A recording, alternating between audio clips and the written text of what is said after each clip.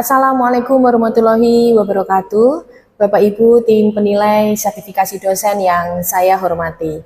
Nama saya RRP Natalia Sari Pujiastuti, SPC MSc, dosen program studi Ilmu Komunikasi, Fakultas Teknologi Informasi dan Komunikasi, Universitas Semarang. Melalui video ini, saya ingin memaparkan dedikasi dan pendekatan saya dalam mengampu mata kuliah komunikasi organisasi sebagai bagian dari penilaian proses sertifikasi dosen PDD UKT-PT bidang pengajaran. Mata kuliah komunikasi organisasi adalah bidang yang sangat relevan dan dinamis, selaras dengan kepakaran serta roadmap penelitian saya. Saya meyakini komunikasi adalah elemen krusial yang menentukan keberlanjutan dan keberhasilan sebuah organisasi di tengah kompleksitas dunia modern. Dalam setiap sesi, filosofi pengajaran saya didasarkan pada pendekatan Outcome Based Education atau OB, di mana kami berfokus pada apa yang mahasiswa mampu lakukan setelah menyelesaikan mata kuliah, bukan sekedar apa yang mahasiswa pelajari. Pendekatan ini memastikan pengalaman belajar yang terstruktur dan bermakna, menghasilkan lulusan yang kompeten secara nyata. Mata kuliah komunikasi organisasi ini dirancang untuk memberikan kontribusi signifikan pada 3 capaian pembelajaran lulusan atau CPL program studi ilmu komunikasi. CPL pengetahuan membekali mahasiswa dengan pemahaman mendalam mengenai konsep, teori, dan perkembangan komunikasi organisasi terkini. CPL keterampilan umum mengasah kemampuan analisis dan pemecahan masalah mahasiswa dalam konteks komunikasi organisasi. CPL keterampilan khusus melatih mahasiswa untuk mampu merancang dan mengimplementasikan strategi komunikasi yang efektif dan etis. Untuk mencapai CPL tersebut, saya juga telah menyusun 7 capaian CPMK, capaian pembelajaran mata kuliah yang progresif dan terintegrasi, membimbing mahasiswa dalam pembelajaran. Diawali dengan memahami esensi komunikasi organisasi secara komprehensif. Dilanjutkan dengan kerangka teoritis, mulai dari teori komunikasi organisasi, baik dari klasik maupun kontemporer, seperti Communication as a Constitutive of Organization (COO) dan teori jaringan, yang memperkaya perspektif analisis mahasiswa. Menganalisis dinamika praktis agar mahasiswa terampil menganalisis pola, arah, dan hambatan komunikasi, serta mengembangkan keterampilan interpersonal dan kelompok yang vital dalam lingkungan kerja. 4. Memahami konteks organisasi dengan menjelaskan keterkaitan erat antara budaya organisasi, gaya kepemimpinan, dan manajemen konflik dengan komunikasi. 5. Melatih mahasiswa agar siap menganalisis tantangan dan peluang komunikasi di era digital dan global, termasuk peran artificial intelligence atau AI, isu etika data dan privasi, serta strategi komunikasi lintas budaya. Dan puncaknya, demonstrasi kompetensi dengan memberikan kesempatan mahasiswa agar mampu merumuskan rekomendasi strategis berbasis analisis mendalam terhadap profil komunikasi organisasi yang mahasiswa observasi. Ini adalah bukti nyata bahwa mahasiswa mampu mengaplikasikan teori menjadi solusi praktis. Bapak Ibu tim penilai sertifikasi dosen yang saya hormati. Dalam pengajaran saya menerapkan DIA, Delivery, Interaktif, dan Assessment yang selaras dengan prinsip OB. Delivery materi saya lakukan secara sistematis, relevan, dan selalu update dalam konsep kuliah interaktif. Penyampaian materi yang diikuti dengan sesi tanya jawab. Interaksi aktif mahasiswa didorong melalui metode pembelajaran, mulai dari diskusi kelompok, studi kasus, role play, presentasi kelompok, hingga pembelajaran berbasis proyek. Assessment pun kami rancang secara komprehensif dan berorientasi kepada outcome. Kami tidak hanya mengukur pengetahuan, tapi juga kemampuan aplikasi. Mencakup mulai dari partisipasi aktif di kelas, kuis berkala untuk memantau pemahaman konsep, dan yang terpenting adalah evaluasi akhir yang berfokus pada kualitas analisis dan solusi yang ditawarkan. Proyek ini adalah asesmen otentik yang secara langsung mengukur pencapaian CPMK tertinggi, di mana mahasiswa menunjukkan kemampuan dalam mengidentifikasi masalah, menganalisis, dan merumuskan rekomendasi. Dan untuk memastikan setiap CPMK benar-benar tercapai, sistem assessment pun kami rancang secara komprehensif karena kami percaya pengukuran yang beragam akan memberikan gambaran yang utuh tentang kompetensi mahasiswa. Kami menggunakan berbagai metode penilaian yang saling melengkapi. Pertama, partisipasi aktif dan kehadiran dengan bobot 10%. Ini bukan hanya sekedar checklist kehadiran, tetapi evaluasi yang berkontribusi mahasiswa dalam diskusi kelas, kemampuan bertanya dan jawab, serta keaktifan mahasiswa dalam kerja kelompok. Aspek ini tentu saja krusial untuk mengukur engagement dan keterampilan komunikasi interpersonal mahasiswa di lingkungan belajar. Kemudian ada tugas mandiri dan kuis yang berkontribusi 20%. Melalui esai singkat, resume materi, ataupun kuis-kuis kecil yang secara berkala dapat mengukur pemahaman konsep dasar dan teori yang telah disampaikan. Tentu saja ini berfungsi sebagai evaluasi formatif untuk memastikan fondasi pengetahuan mahasiswa kokoh sebelum melangkah ke materi yang lebih kompleks. Asesmen signifikan berikutnya adalah tugas kelompok dan presentasi dengan bobot 25%. Di sini mahasiswa ditantang untuk menganalisis studi kasus, merancang strategi komunikasi, atau mengerjakan proyek-proyek kecil yang kemudian mahasiswa presentasikan di depan kelas.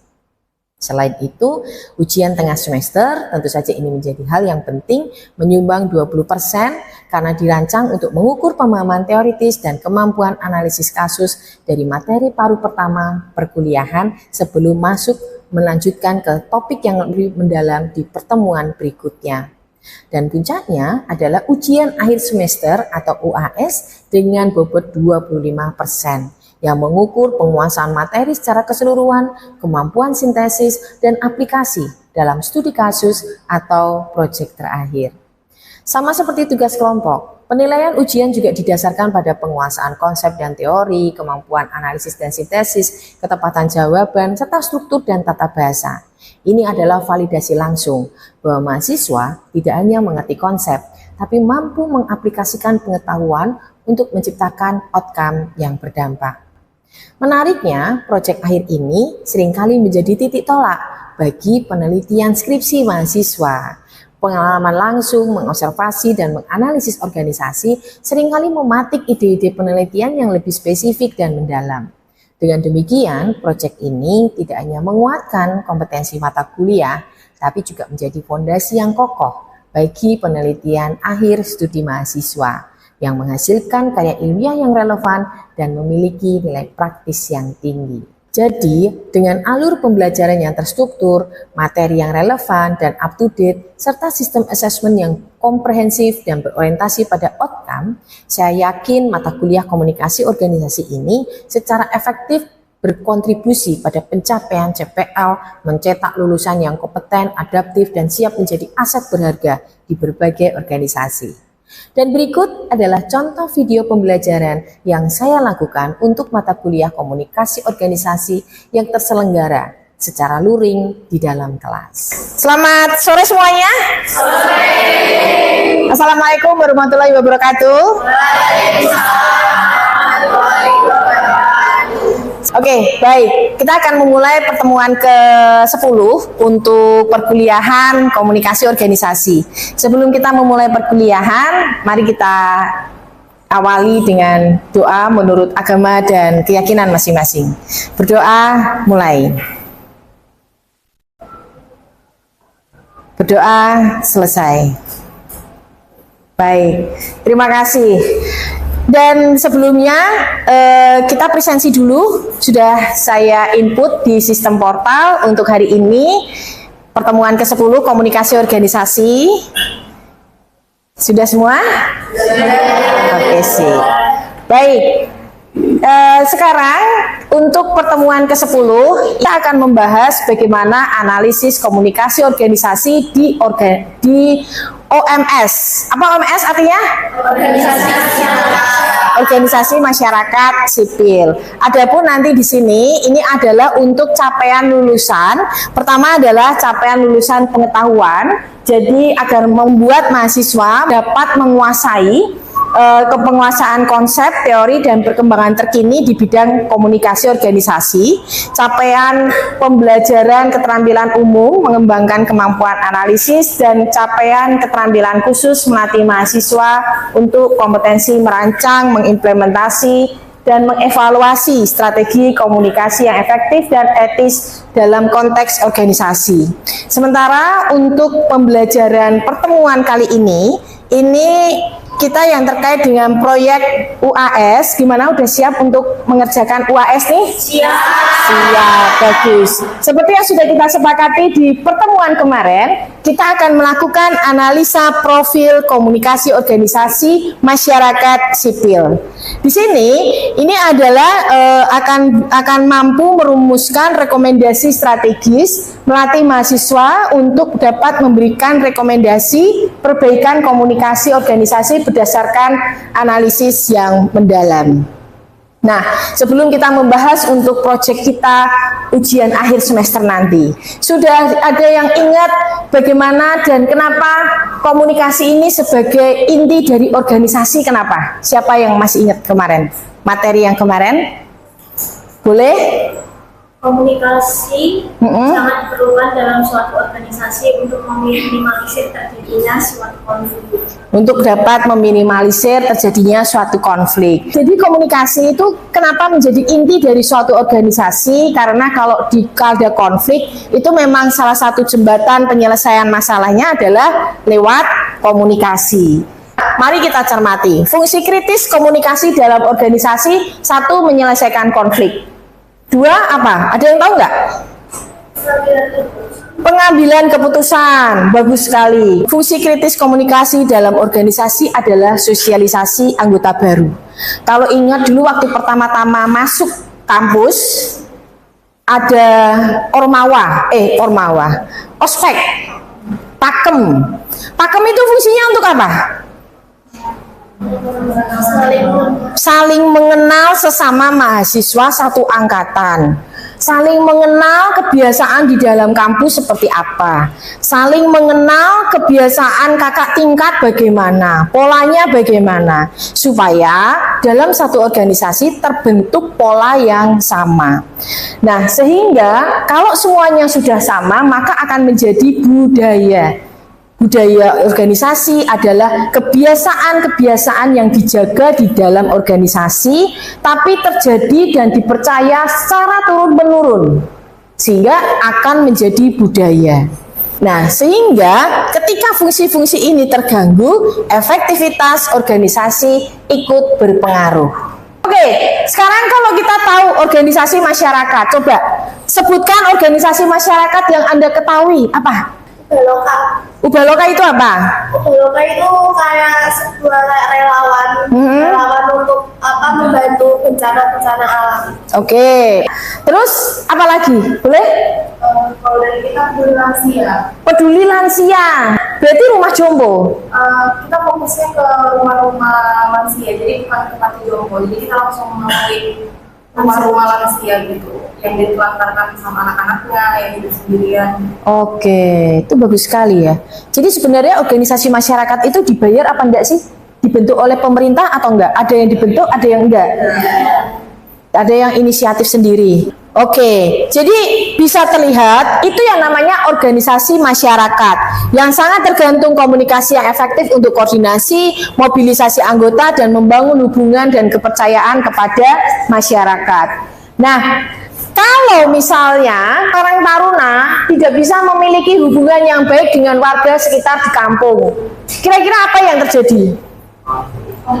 Konflik, atau bahkan mungkin tidak ada warga yang mau tergabung dengan Karang Taruna, atau lebih fatal lagi mengajukan agar organisasi ini dibubarkan, ya kan?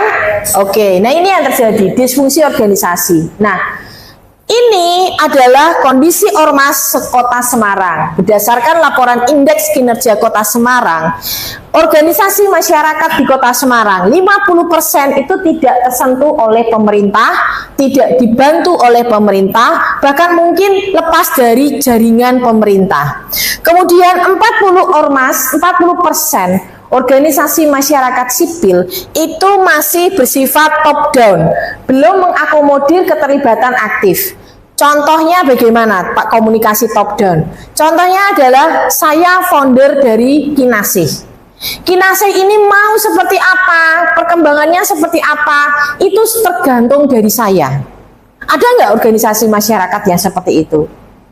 Jadi dia nggak mau mendapat ide atau saran dari anggota. Ini kan organisasi saya yang mendirikan, ya terserah saya mau jalan ya boleh. Bahkan kalau mendapatkan hibah itu mereka nih rendahnya transparansi keuangan. Kalau dia dapat bantuan, bahkan maaf dapat bantuan satu kardus mie instan, itu bisa jadi tidak dia laporkan kepada seluruh anggota atau pengurus. Ya udah langsung masuk dapur ya untuk dia dan keluarga. Padahal kalau yang namanya organisasi masyarakat itu terdiri dari berbagai elemen masyarakat. Ya, itulah kenapa ormas itu 25% tidak memiliki jejaring. Coba, tadi rumah lansia ada sosmednya enggak? Ada Instagramnya, terupdate. Ada informasi di sosmed, transparansi keuangannya enggak? Wah, itu berarti organisasi yang bagus. Ada enggak yang tidak transparansi? Organisasinya apa, Kak? Yang di Kobar itu apa? Komunitas Harapan. Oh, Kobhar, Komunitas Harapan. Itu juga masih kepemilikan individu ya. Untuk saat ini silahkan Anda membuat kelompok sesuai yang sudah kita tentukan untuk di Telegram. Silahkan Anda membentuk kelompok dan menentukan ormas organisasi masyarakat sipil apa yang akan Anda evaluasi. Nanti kemudian silahkan nanti beberapa sharing diskusi tentang ini panduannya. Jadi beberapa organisasi masyarakat silahkan Anda pilih yang mana. Kriteria pemilihannya yang jelas organisasinya akan bisa diobserv dan silahkan melakukan diskusi kecil di dalam kelompok untuk persiapan pembuatan penyusunan UAS nanti. Apakah ada pertanyaan? Jelas? Oke. Sesuai dengan kelompok yang sudah dibuat di Telegroup, silahkan Anda membentuk kelompok masing-masing, kemudian kita akan diskusi. Oke? Silahkan duduk melingkar.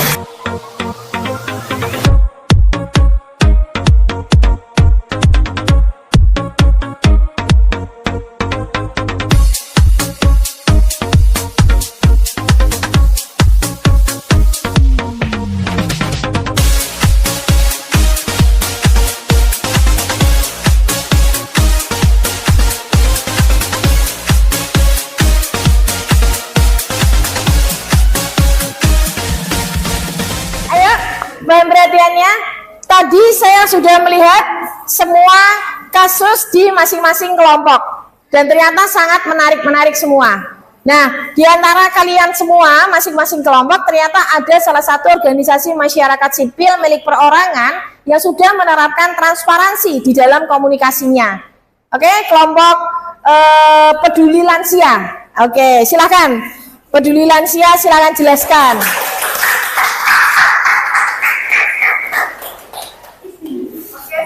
Menjelaskan mengenai pola komunikasi di organisasi peduli lansia. Mereka itu menggunakan komunikasi yang terstruktur namun fleksibel. Ada beberapa pola komunikasi yang dilakukan, ada 4. Poin yang pertama itu pertemuan tatap muka, rutin 1 sampai 2 kali sebulan untuk evaluasi dan pembinaan karakter. Jadi biasanya anggota itu bukan hanya sekedar kayak kita punya dana, kita mau melakukan kebaikan. Jadi kita lakukan kebaikan, bukan hanya sekedar itu, tapi dibina karakternya. Tujuan kita mau melakukan ini apa? Ada nilai apa yang mau kita kasih ke orang itu? Bukan hanya sekedar kita kasih bantuan, tapi ada nilai yang harus kita tanamkan. Lalu yang kedua, mereka melakukan Google Meet harian. Ini setiap hari dilakukan. Doa bersama dalam kelompok kecil 3 orang sesuai jadwal yang sudah disepakati. Jadi di organisasi ini ada 30 orang. Nah, setiap harinya mereka itu membentuk kelompok 3 orang per kelompok dan melakukan Bentar, mungkin bisa saya bantu. Mereka channel komunikasinya lewat apa saja mereka mencari donasinya? Apakah lewat sosial media, atau lewat broadcast, atau lewat sosmed, atau lewat apa? Organisasi peduli lansia ini? Mereka biasanya itu broadcastnya melalui Instagram dan grup WhatsApp. Instagram dan grup WhatsApp. Terus selain itu apa lagi? Selain itu mereka juga punya donatur tetap gitu ya. Donatur tetap. Hati untuk berbagi. Kayak contohnya kita punya program berbagi sembako sebulan sekali kepada lansia. Itu ada donatur yang dia udah mengajukan diri setiap bulan dia kasih 40 paket sembako. Jadi kita nggak perlu khawatir lagi untuk dananya dari mana ya bulan ini kita mau melakukan misi ini, tapi udah memberikan hati untuk membantu. Berarti terus dan di situ mereka menerima transparansi itu juga dilaporkan lewat apa? Sosial media itu tadi? Iya, lewat sosial media. Lewat WhatsApp, Instagram, gitu. Langsung nge-share gitu tanpa ada yang ditutup-tutupi, benar-benar transparan. Dan ini sudah dilakukan dari tahun awal. Ini udah jalan 4 tahun. Ya ini bisa Anda ketahui organisasi yang seperti ini nih jarang loh. Bahkan mohon maaf, ibaratnya organisasi tingkat RT dapat sumbangan itu juga jarang bisa bikin laporan keuangan dan transparansi menyampaikan seperti ini. Berarti ini memang organisasi yang patut untuk bisa dan layak untuk diobservasi. Bagaimana mereka kok berani menyampaikan secara transparan. Bagus. Terima kasih kelompok ini. Terus ada pola komunikasi yang lain lagi dari kelompok mana mau sharing? Dari sebelah sini mungkin giliran mana? Mau kinasih? Boleh? Apa tadi? Ubaloka. Tepuk tangan untuk kelompok Ubaloka. Ubaloka itu adalah sebuah unit pertolongan, bisa disebut sebagai relawan seperti bencana alam, banjir, seperti itu. Kenapa namanya Ubaloka? Itu singkatan, Bu. Apa? Singkatannya unit bantuan pertolongan. Ubaloka ini adalah organisasi yang bernaung di bawah pemerintah Kota Semarang, betul? Ya, betul. Berarti kuartir daerah. Dia di bawah dari Pramuka. Iya, betul. Gimana pola komunikasinya? Mereka mengkomunikasikan lewat WhatsApp group, sosmed, sosial media, ada TikTok, Instagram. Apa yang mereka komunikasikan di sosial medianya? Mereka mensosialisasikan seperti kayak kayak pertolongan gitu.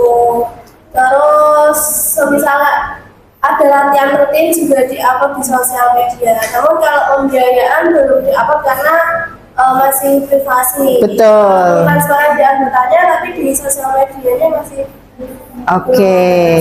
Berarti bukan karena tidak transparan, tapi karena itu adalah anggaran negara mungkin ya, sehingga tidak pada tempatnya share di sosmed mungkin ya.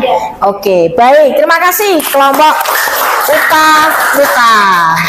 Baik, keren sekali semuanya sudah pada berdiskusi. Ada yang mau ditanyakan atau ingin berdiskusi lagi, silahkan. Ada? Sudah cukup? Sudah cukup semua dan keren sekali semuanya diskusi dan langsung bisa mengupas organisasi masyarakat yang keren-keren dan punya keunikan untuk diobservasi. Tepuk tangan untuk kalian semua. Baik, terima kasih semuanya sudah berdiskusi luar biasa di masing-masing kelompok membahas organisasi masyarakatnya masing-masing. Nah, sekarang kita semua sudah sepakati organisasi yang akan diobservasi. Untuk berikutnya, Anda semua akan diminta untuk membuat hasil akhir dari observasi Anda dengan penilaian proyeknya seperti yang tampil di depan ini, yakni persesuaian dengan instruksi, apakah semua laporan ada dan sesuai arahan. Ini dicek lagi di dalam e-learning dan juga di Telegram sudah saya post standar baku aturan untuk pelaporan. Pastikan itu sesuai karena itu akan bobotnya 10%. Kemudian ada kedalaman analisis. Tadi sudah sekilas saya beri contoh, misalnya tentang transparansi keuangan di dalam organisasi. Tidak hanya sekedar, oh ini transparan, oh ini tidak. Tapi kenapa kok ini transparan? Kenapa kok ini tidak? Atau hal apa lagi yang bisa Anda gali terkait dengan profil organisasi, komunikasi di dalam organisasi tersebut. Relevansi dan kualitas rekomendasi strategi artinya adalah Anda menganalisis dan memberikan rekomendasi. Misalnya, Anda memberikan rekomendasi untuk meningkatkan atau mengoptimalisasi sosial media organisasi supaya mengatasi masalah mereka yang tidak mengalami pertambahan jumlah anggota peserta organisasi misalnya. Kok keanggotaannya semakin lama semakin menurun? Oh, nggak pernah sosialisasi di sosial media. atau di dalam sosmednya nggak aktif, gimana orang mau kenal dengan programnya? Ya, atau rekomendasi apa yang bisa Anda sampaikan berdasar pada analisis dan teori, dan bagaimana potensi dampaknya bagi organisasi. Misalnya programnya bagi-bagi sembako atau IPNU kok hanya di internal NU saja ya, padahal programnya bagus. Nah, mungkin Anda kritisi, apakah selama ini dia hanya terbatas di kalangan internal? Padahal ini potensi untuk kalangan eksternal juga, supaya meningkatkan jumlah keikutsertaan ya.